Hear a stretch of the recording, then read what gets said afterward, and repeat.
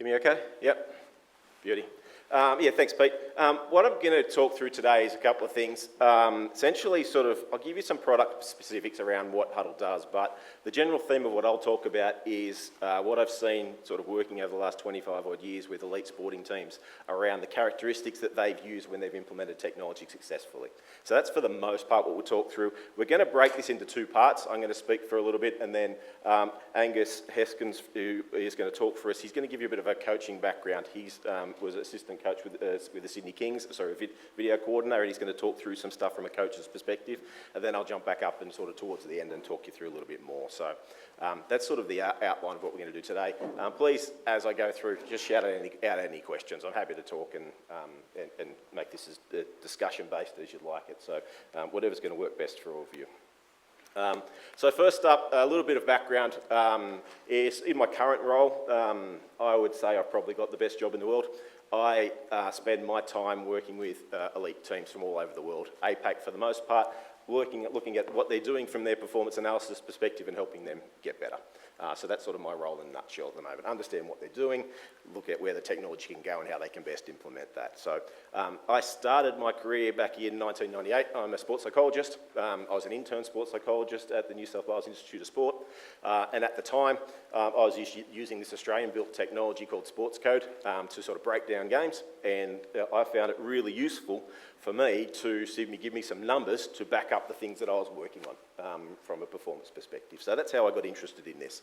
Then, as sporting organisations do, after the Sydney Olympics, they had a restructure. I was the only one left in the place that knew how to use SportsCode, and all of a sudden everyone wanted to use it every program. So I became the first performance analyst employed at any sort of institute around the country. So that was my first role, and I was doing that sort of as a joint psychology analyst role. And then I did that for a few years before going and working with New South Wales Cricket, and I did the same sort of thing for them for about 6 or 7 years.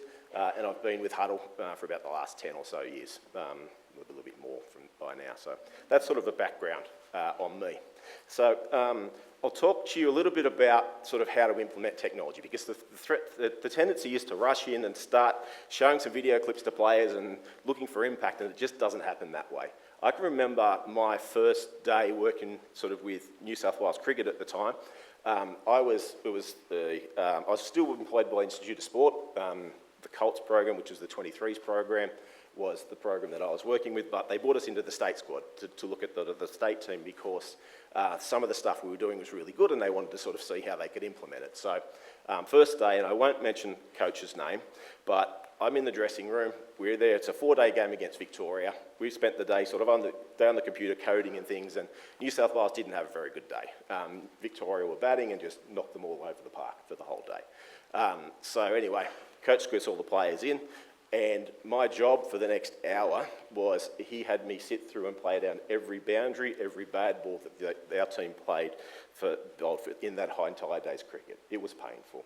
There was, sitting in that room with me, like there was Glenn McGrath, there was Steve Waugh, there was Mark Waugh, and instantly they were turned off their technology, and that was one that we couldn't get back. Like they sort of then took the view of, this is not for me, it's more of a young kid's thing. So there's some lessons to learn around terms of how to implement their technology, and that's some of the things I'll try and talk a little bit through today. So in short, what does Huddle do? We develop technology to provide insights to help coaches and athletes improve. And there's a range of products that I'm going to talk you through today and sort of how we actually do that. We work with every NBL team, every NBA team, every AFL team, every Premier League team.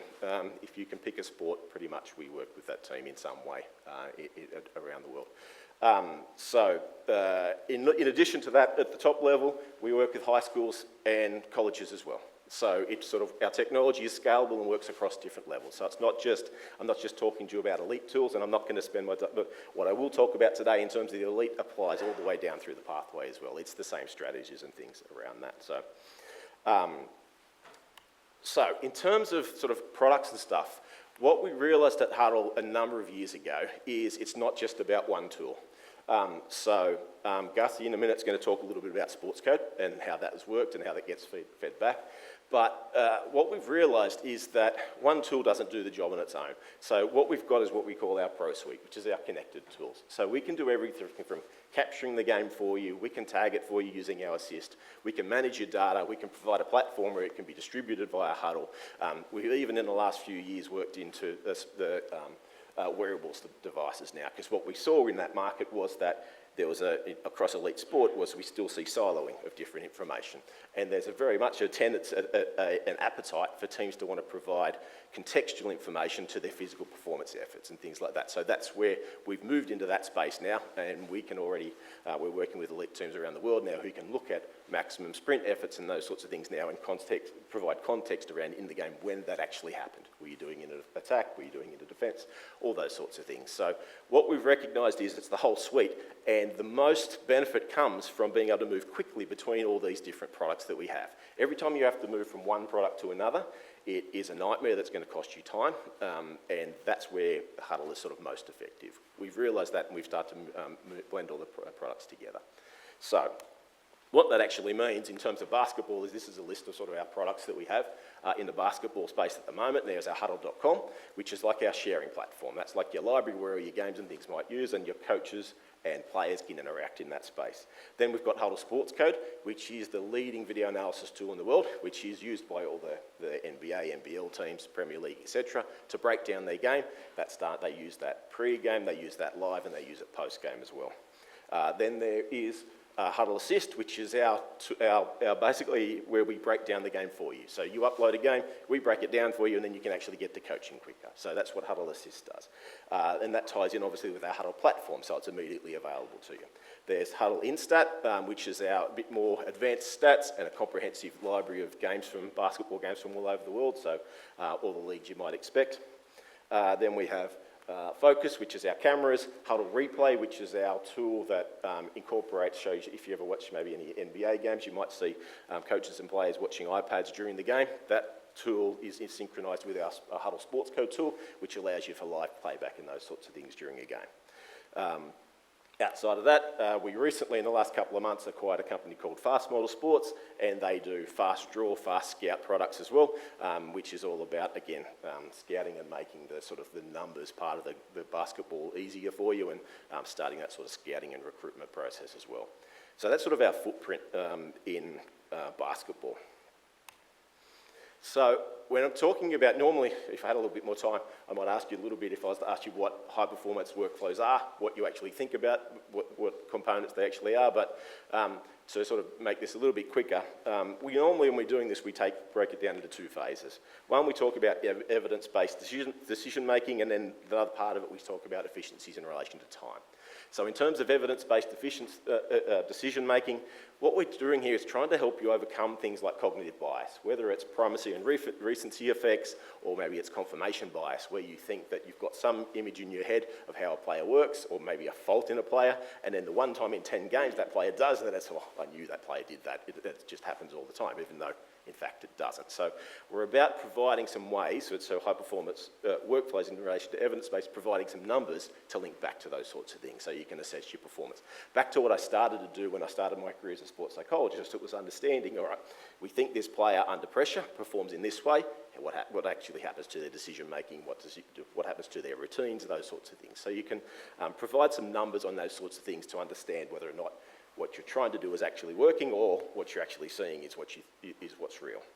The second one is about efficiencies around time. So again, if you can make your workflows as efficiently as possible, as I've sort of talked about, and I'll show you a little bit more as we go through about sort of how our products tie together, it allows you, the more efficient you can be, you can make an impact quicker and move on and focus on other things. So at Huddle, our goal is to allow you to be coaches more and analysts less. So spend more of your time coaching and less time messing around with video, trying to figure out how to upload it or how to access it and those sorts of things. So right now, I'm going to hand off to Gussie, and he's going to talk you through some specific workflows in relation to basketball. Cheers, Gussie.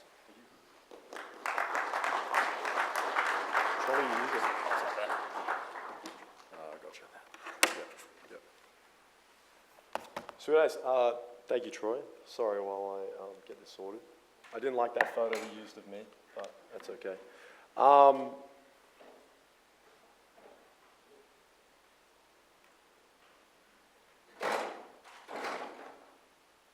Sweet. Great. G'day, coaches. My name is Angus Henskins. I am as honoured to be here as I am unqualified to talk to you guys about anything other than Huddle SportsCode, which is why I'm really grateful that Huddle have allowed me to speak, and they have really given me free rein to talk about whatever I want in relation to my experience with SportsCode.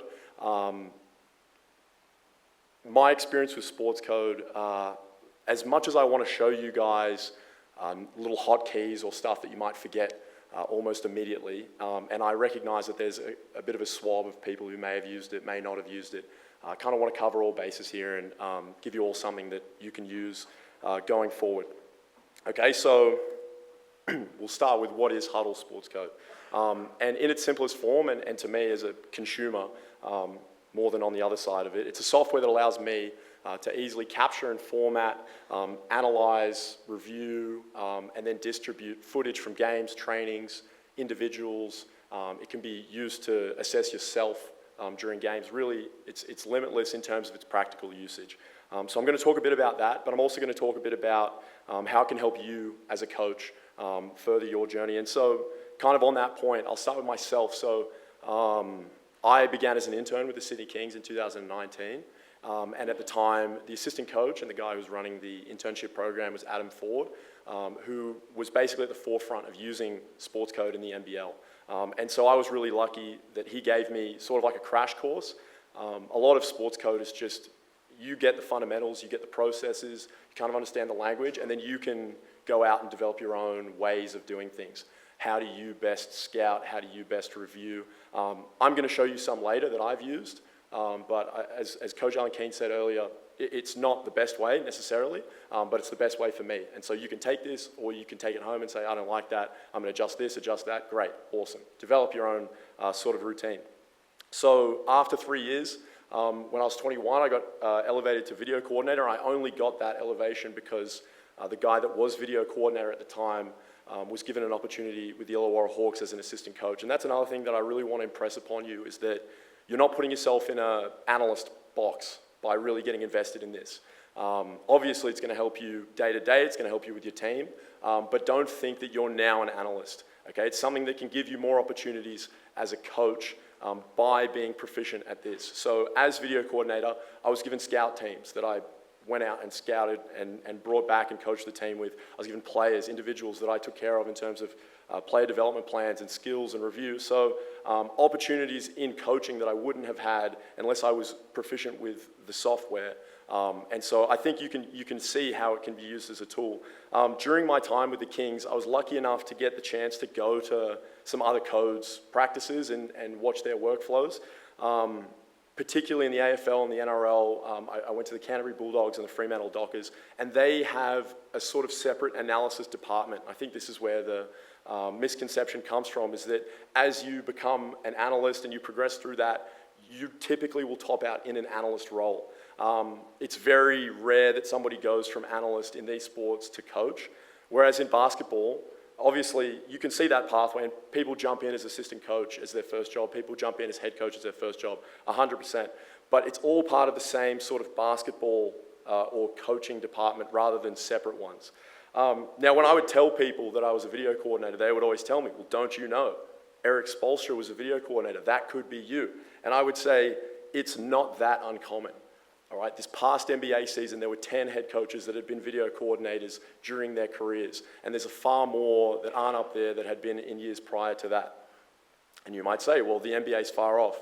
Over the past 6 years with the Kings, we've had 5 head coaches. And 3 of them have had experience as video coordinators during their career. I spoke about Adam Ford earlier. So it's a legitimate pathway to further your coaching, to get opportunities, to be great at this type of thing. So kind of putting that to one side, that's the more preachy, be a video guy type of segment. Now I want to talk about practical workflows. How can you use the software with your team to help your team review and scout teams? Before you get into that, I just want you to consider some factors that will dictate your workflows in your environment. The first one is the level of player and how that relates to retention. of course, you guys can understand with any skill that you try and impress upon your players, anything. If you introduce a concept that's too complex for them, then fair enough, they won't grasp onto it. You have to be really, I would say, with something that's new to you, especially if it's new to you using video analysis, start really basic. Can you retain 2 concepts from this game? Can you retain 3 concepts from this game? If you show 100 clips of 100 different things, they'll leave not knowing anything. But if you show them 10 clips of rebounding and 10 clips of something else that's a big focus for you, this is how they'll have retention. The second one is touch points, and I think this one's really important. Obviously, at the NBL level, in a week, you might get to see the players 5 times, 6 times. You can send them footage. You have all these touch points and opportunities to coach them. But at the semi-professional level, at the school level, at the youth level, I might only see them twice a week. Well, how can I maximize my touch points if I'm only seeing them twice a week? I probably can't spread myself as thin as I can in a pro environment or a state environment or whatever it is where you get more touch points. So that's a really important factor. And then the last one is your ability to specialize and delegate. So again, with the Kings, you have 5 coaches, you've got intern coaches, you can spread out the workflow. You're going to look at bigs, you're going to look at wings, you're going to look at guards. You may not have that luxury in your team, okay? Or maybe you do. Thinking about how you can specialize. Your time is valuable, but also if you can have somebody specialize, they'll get better at coaching the big. They'll develop a rapport. We talked about this last week, and you've still done the thing, however you want to go about it. So this is all really important. Okay, so I'm going to pull back the curtain just a little bit here. I've been working out of a sorter for this, and it has sort of the instances and the rows names to tell me what's coming up next. So as you present yours to your team, your sorters or your organizers, you can see ahead and see what's coming up. I'm just going to go through quickly a workflow I've been using this year for my youth league team. So for context, I see them twice a week. I have a team film once a week, and then I try to get touch points with players before practice on the other session, or I send them out film. So that limits how many things that I can impress upon them. And again, you'll be able to relate to that, I'm sure, in at least one of your teams. So very easily, I can take this footage here. This is my game against Blacktown, whose head coach is here. You're really getting your money's worth, Mayor. You're going to see how I analyze these games. I will go to Huddle SportsCode, File, Import, Video, and then I can just drag that video in. All right, and now it'll create what's called a timeline. I'll call this North v. Blacktown. Okay, and so here's the game, essentially. I can drag this red cursor and it'll show you the entire game, right? And then to edit this timeline, I use what's called a scout window, okay? I told you I didn't want to show you cool little hotkeys that you'll immediately forget. This is more just to illustrate how easily you can make edits for a game and then present it to a team. Okay, so my little code window here, how it works is if I press one of these buttons, I've given it a lead time. So what a lead time means is as soon as I press the button, it'll capture the last 20 seconds, and then I'll be able to write a note because I've ticked, you can see it there, notes on activate. And so a note will flash up. I can write whatever I want in there to be more specific about what the thing is that I'm trying to coach.